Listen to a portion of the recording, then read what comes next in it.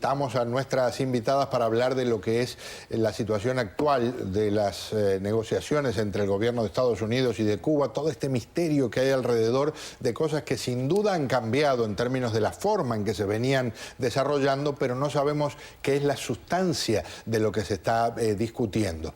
Irina Vilariño es empresaria, es un gusto decirle bienvenida, gracias por acompañarnos. Patricia Vila es colega, por cierto, ella abrió la oficina de la cadena CNN en Cuba, en La Habana. Bienvenida, gracias por estar con nosotros. Gracias. Un placer tenerla aquí. Ana Olema es artista, es activista, gracias por estar presente. Un placer. Y si todo anda bien, vamos a tener a una cuarta participante desde Washington, pero hace un ratito todavía estaba en la reunión de la Organización de Estados Americanos y no hemos podido establecer contacto.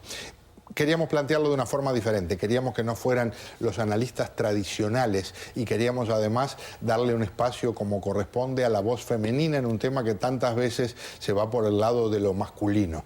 Y entonces, qué mejor oportunidad que hacerlo aquí, me siento privilegiado y empiezo con Irina. ¿Qué piensa de lo que está ocurriendo? Primero, ¿qué cree en términos de estas negociaciones y qué le dice el olfato de qué es lo que está pasando? Bueno, esto está fuera de lo que yo le pudiera contestar porque realmente esto se está manejando muy lejos de aquí de Miami. Pero pienso, inicialmente mi reacción fue muy negativa, pues porque yo pensaba que la administración tenía que haber presionado al gobierno cubano más firmemente para obtener resultados más concretos. Sin embargo, ya dado los pasos que ha dado el gobierno, pienso que es un alivio a largo plazo para el pueblo cubano. Creo que va a ser una decisión beneficiosa porque el resto del hemisferio no ha ayudado. No solamente el hemisferio, el mundo se ha congraciado con los hermanos Castro. Nunca hemos recibido un apoyo al embargo. El verdadero embargo todo el mundo sabe que lo tiene el gobierno castrista hacia el pueblo cubano. Sin embargo, esto ha sido una herramienta para ellos popularizar el embargo y utilizarlo como una herramienta contra el pueblo. ¿Qué piensa, Patricia? Bueno, yo estoy muy contenta con las conversaciones que se están dando. Yo también estoy de acuerdo que algo se está maquinando atrás. Yo también pienso que por mis fuentes que están en Washington, D.C., a lo mejor lo que se está hablando es que a Cuba lo van a quitar de la lista de terroristas, porque eso me lo estaban diciendo cuando estaba manejando hoy a la estación aquí. A lo mejor eso es lo que se está maquinando atrás de todo esto para tratar de negociar. Yo quiero comentar que muchas personas piensan que el buró de la CNN se abrió por la amistad que tenía Fidel y Ted Turner, y eso no es cierto. Yo estuve viajando casi 7 años a Cuba con un vicepresidente que se llama Larry Register para abrir esa oficina. Y eso se demoró, tuvieron que conocerlos en manera personal y también profesional para tener confianza en nosotros para poder abrir esa oficina. Un detalle interesante y vale la pena creo incorporarlo porque sospecho que 20 años atrás le gritaban comunista. Sí. Y el panorama ha cambiado mucho, aunque haya considerables diferencias en el pensamiento entre muchos grupos. Eso casi ya no existe, ya no. Ha pasado a ser minúsculo. Eso es verdad. Mira, yo también traté en esta ciudad de mantener un perfil muy bajo, porque nosotros en La Habana tuvimos amenaza de bomba en el carro, que los iban a matar. No, mi madre está oyendo esto por primera vez, viendo este programa, porque nunca se lo contaba a mi mamá por no asustar a mis padres. Pero fue un tema muy caliente en ese entonces, y de verdad que pasamos nuestro susto, no te creas, porque nosotros también siempre pensamos, acuérdate que habían los bomberos, las bombas que estaban poniendo en los hoteles. Yo viví en Cuba en esa época, claro. Pero ya las cosas, gracias a Dios, que están cambiando. Sí. ¿No? Y estoy muy contenta con las negociaciones que se están haciendo. Con tu experiencia y con las fuentes que ha arrojado esa experiencia a lo largo del tiempo, lo mismo que decías ahora, ¿tiene sentido para ti que, por ejemplo, con esta decisión del gobierno estadounidense de sancionar a varios oficiales venezolanos y aparentemente generar esa respuesta inmediata, brusca de Cuba, de que no vamos a abandonar a Venezuela, que este último viaje de la señora Roberta Jacobson del Departamento de Estado tal vez incluya, y la expresión es burda, pero es práctica, la zanahoria esa famosa, ¿verdad?, de poner delante en términos de, miren, los podemos sacar de la lista de terroristas si ustedes no se enojan tanto y no traban las negociaciones y podemos abrir una embajada antes de la cumbre de Panamá. Yo estoy de acuerdo con eso, yo creo que algo se está maquinando ahí, yo creo que Venezuela tiene que ver mucho con eso, pero otro comentario que te quería decir, todo el mundo está hablando de estas embajadas, cuando yo estuve en Cuba, ahí trabajaban 40 americanos en esa oficina, y cuando yo vivía en Cuba casi 4 años, el que estaba de jefe era Mike Kozak, entonces vino la embajadora Vicky Huddleston. Entonces, como para mí, tenemos en cierta manera, una embajada que está ahí. La única cosa es que los americanos que viven ahí solamente pueden viajar 27 millas alrededor de ellos. ¿Y qué es lo que quieren los americanos? Que los americanos que viven en Cuba y que están trabajando ahí pueden viajar por toda la isla. Porque la situación es, un momento, que cuando ellos van a salir afuera de La Habana, tienen que pedir un permiso una semana antes. Claro. O sea que hay un aspecto práctico, pero yo creo que también hay un aspecto muy grande simbólico, ¿no? En lo que representa, se restablecen relaciones después de más de medio siglo. ¿Cómo lo ves tú, Ana? Es un honor tener un panel, estar en un panel tan bueno. Yo puedo hablar como pueblo.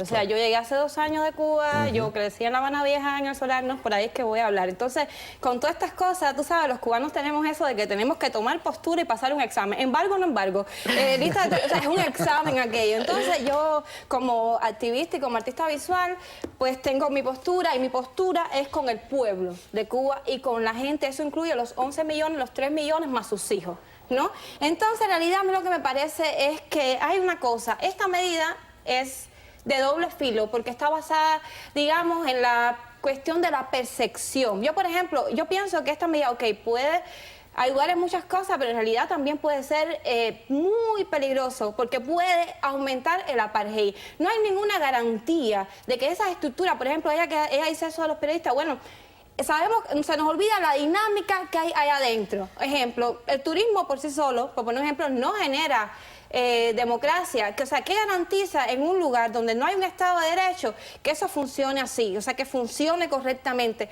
No lo hay. No, o sea, realmente, yo a veces siempre digo, yo quisiera que nos pusieran colores, que los cubanos fuéramos rojos y azules, para que la gente viera y entendiera visualmente, eso lo digo como artista visual, lo que pasa en Cuba con el apartheid cubano. Y cuando hablas del apartheid y hablas de rojos y azules, ¿qué veríamos si fuera así? Yo, por ejemplo, yo hablo, bueno, yo soy azul.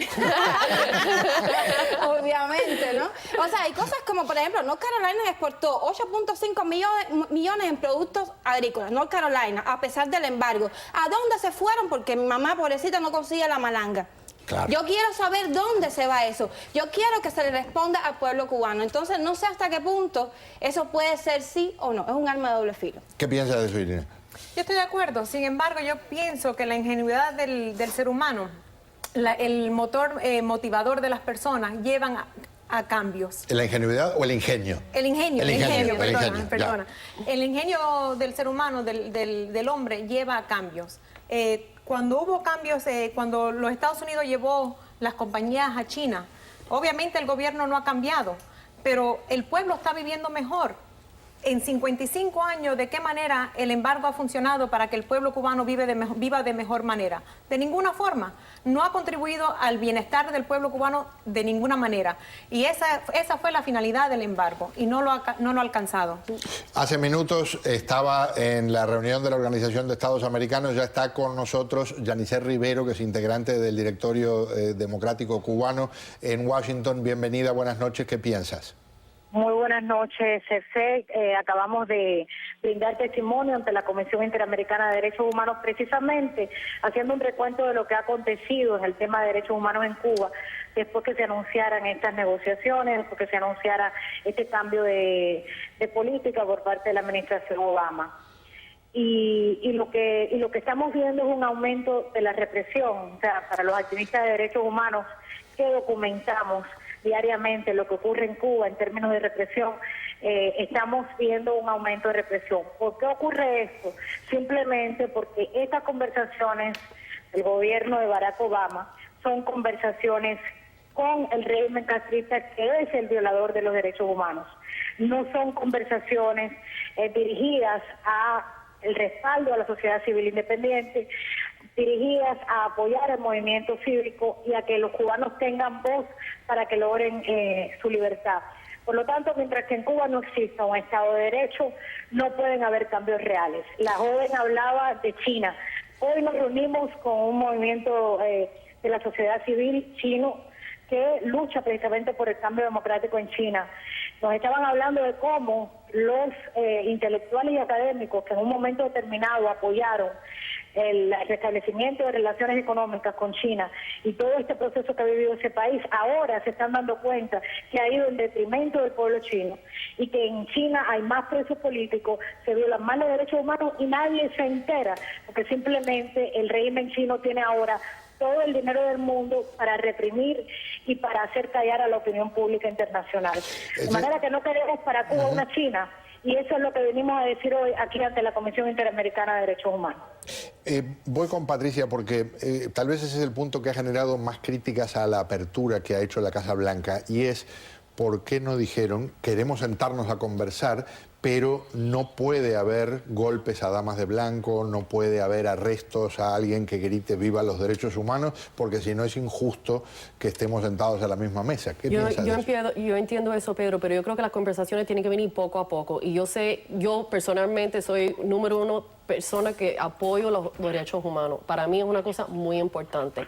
Pero una cosa que yo siempre le contaba a los disidentes en Cuba, porque yo y Lucía Núñez nos reunimos con todos los disidentes por toda la isla, es que si ellos no se unen, se tienen que unir como uno. No pueden haber los pleitos estos como estamos viendo con las damas de blanco. Yo sé que hay desacuerdo, que unas veces no están de acuerdo en las cosas, pero todo el mundo tiene que tratar de poner sus diferencias para un lado, para tratar de los disidentes todos unirse, para ver si de verdad puede haber un cambio. Por cierto, para que no se me pierda nadie de los televidentes, Lucía Núñez es una colega, iba a decir veterana periodista, pero esas cosas generan problemas tremendos. Una colega con mucha experiencia que trabajó muchos años en Cuba y que ahora está en otras áreas de Latinoamérica, y por cierto trabajó en CNN durante mucho tiempo y ahora es corresponsal de la cadena Al Jazeera. Dime, Yo Irina. pienso que está bien, es genial que hayan más disidentes y que hayan más encarcelamiento. Lamentablemente tiene que venir esas cosas para que se produzca un cambio dentro de Cuba. ¿Por qué se produjo el Pero estás Mariel? diciendo ¿Cómo? que está bien que le peguen a... No. O sea, que no falta más represión para que haya cambios en Cuba. Entre más descontento hay dentro del país, con más rapidez se fomenta. No, pero no entiendo esa paradoja. O sea, bueno, por un pero lado... déjame explicar, si me permite, yo te lo explico. ¿Qué pasa? Cuando se produjo el Mariel, fue una olla es como la válvula de la olla de presión. de escape para el gobierno.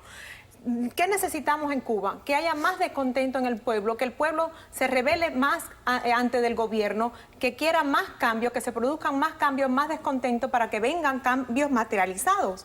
Si por 50 años nunca habían protestas en Cuba, ¿cuándo se escuchaban hasta hace 10 años quizás, donde habían manifestaciones en Cuba? No, pero Eso espérate un momento. prácticamente- Cuando yo viví en Cuba, yo las vi y yo hasta vi... Te tocó el maleconazo.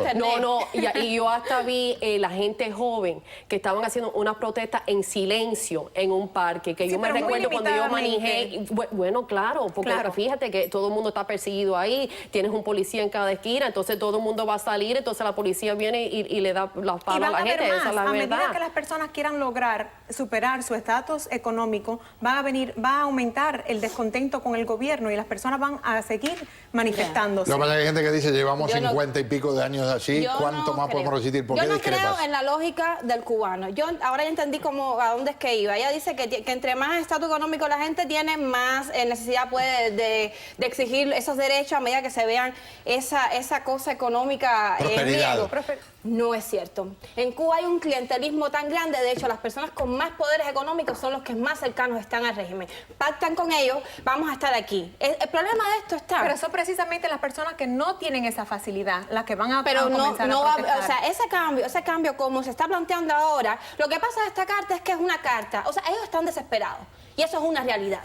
El problema está en que esa carta hay que saberla jugar y jugarla bien. Y por donde estamos andando ahora mismo, no parece. En Cuba hay un clientelismo, sabemos todos aquí, hay personas brillantes aquí en esta mesa, que donde hay economía planificada, donde no hay libertad intelectual, no hay desarrollo ni tecnológico ni científico. Entonces no tenemos la seguridad de que eso vaya a empujar hacia allá. Respeto el punto. Ese es uno de los puntos No, que ellos quieren superar. son dos cosas distintas, que eso no tiene que ver Ahora, con el embargo, pero- porque hay un bloqueo interno que ya todos lo sabemos, pero no lo sabemos con claridad o no lo estamos digiriendo con Yo no sé. respeto mucho tu planteo. Mi pregunta es, ¿cuál es la alternativa que tú sugieres? La alternativa que yo sugiero... Porque llevan 55 años de tragedia. No. El problema es... ok, ¿qué alternativa sugiero? Que se juegue bien esta carta y que se cuente con el pueblo. ¿Y cómo sería? ¿De qué estás hablando? ¿De un referendo? ¿De qué Hay estás muchas hablando? maneras de acercarse a eso. Yo estoy de acuerdo con Yo ella. no soy analista político. Claro, yo entiendo Yo eso. como sociedad civil pero lo que puedo hacer es lo que estoy no- haciendo porque no me estoy quedando con las manos cruzadas. Fuiste invitada para que digas lo que tienes en el corazón. No, mira, yo estoy de acuerdo con ella. La carta esta se tiene que jugar perfecta, porque si no se juega perfecta puede ser un desastre. Eso porque es como un chess game. juego de ajedrez. Ajá. Y así como se abrió el Buró de la CNN en La Habana, plantando psicología, qué es lo que vamos a hacer, y se tiene que ganar la confianza. Y eso es porque yo me alegro que la señora Jacobson está en Cuba, porque a lo mejor ella puede tratar como una señora seria, que tú puedes confiar en ella. Tiene tremenda reputación. A lo mejor los cubanos, el gobierno ve ella y dice, bueno, vamos a ver cómo vamos a manejar esta situación con esta señora. Vuelvo a Washington por un instante porque sé que Yanisset tiene que irse y por supuesto le agradezco de corazón su compañía. Yanisset, ¿qué alternativa sugiere a algo que sabemos no es de tu agrado como es el actual planteo? Mira, en primer lugar yo quiero decir lo siguiente. La oposición cubana se enfrenta a un régimen totalitario. El régimen totalitario de los Castro no permite disentir. Es un régimen criminal que fusila, que arresta, que golpea. Entonces, la oposición ha tenido la capacidad de ser múltiple, de tener diferentes colores, diferentes voces. Eso, en vez de quitarnos, nos suma.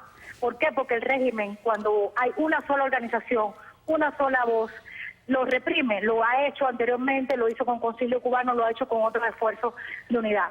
De manera que yo no me preocupo porque haya una sola voz en Cuba. Una sola voz es lo que quiere el régimen. El régimen tiene una sola voz, es totalitario. El cubano necesita múltiples voces y eso es lo que le ofrece la resistencia interna. Ahora, eso por un lado. Por el otro lado, yo creo que lo que nosotros estamos pidiendo es que en Cuba existe una organización piramidal, que se apriete la cúpula gobernante, que no se le dé recursos, que no se le dé dinero, que no se le dé inversiones a esa cúpula gobernante y que se abra la pirámide por abajo, que se apoye al movimiento cívico de derechos humanos, que se apoye a los que están luchando por el cambio. En China se ha demostrado que una apertura económica no lleva a la libertad. Eso es falso, eso es una falacia y el que crea eso para Cuba lo que va a hacer es perpetrar la dictadura. Nosotros no queremos sucesión, nosotros queremos libertad para Cuba. Yanisset, te agradezco de corazón, muchísimas gracias por estar con nosotros. Cierro con Irina, ¿qué piensa de eso que dice Yo pienso que todos Yanisset? queremos la libertad para Cuba, pero yo le hago una pregunta. ¿De qué forma hemos tenido un bloqueo, un verdadero bloqueo? Si todo el mundo ha negociado con Cuba, inclusive el exilio o los inmigrantes cubanos aquí mismo en el exilio han regresado a Cuba y hemos estado llevando mercadería por años. Hace muchos años dice que en la práctica no hay embargo. Es una hipocresía.